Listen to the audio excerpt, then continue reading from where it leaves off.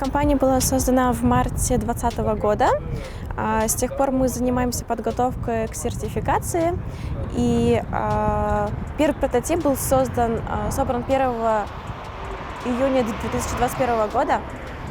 И сейчас мы проводим бесплатные тест-драйвы и готовимся к прохождению сертификации.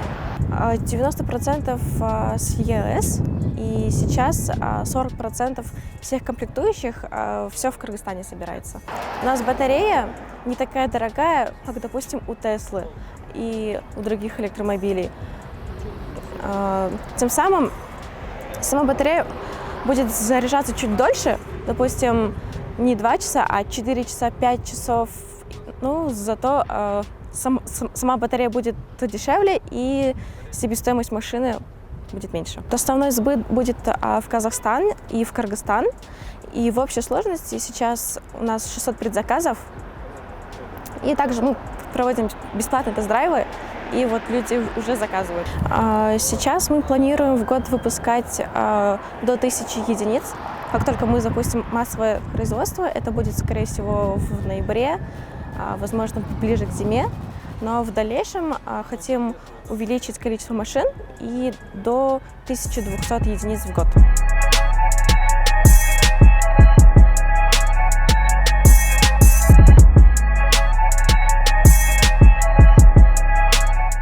Электроавтомобиль, он, во-первых, он бесшумен, вот, и на него нет затрат, допустим, как на бензиновый. Сейчас цены на бензин, сами знаете, да. Вот, и как бы, ну, есть плюсов много. Как вы считаете, через сколько лет можно будет именно в Кыргызстане увидеть большое количество электромобилей? Ну, я думаю, что в ближайшее время, потому что уже люди понимают о том, что как бы экология, во-первых, загрязнилась, да, у нас в стране.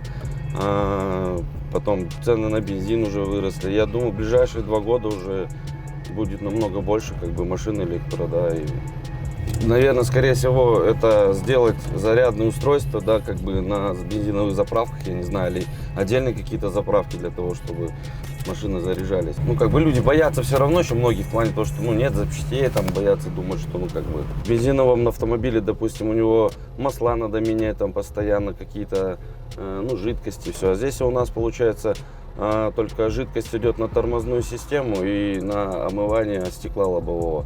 И в целом все просто, и как бы здесь нечему ломаться, в принципе. Батареи, ну, их очень надолго как бы хватает, они фосфаты, литиевые, поэтому. Зима-лето не влияет на батареи никаким образом, потому что у него своя система стоит. И, то есть от того, что будет, допустим, минус 30 или минус 40, он будет проезжать тоже расстояние, то есть то, что и летом, допустим, или там весной. Вот зимний период, допустим, с дизельными машинами проблема, да, постоянно. Замерзает топливо, не могут завести. Вот. А в электромашине все просто. Сел, ключ повернул и поехал. То есть никаких проблем. Сложных никаких деталей таких нету. И все взаимозаменяемое и доступное.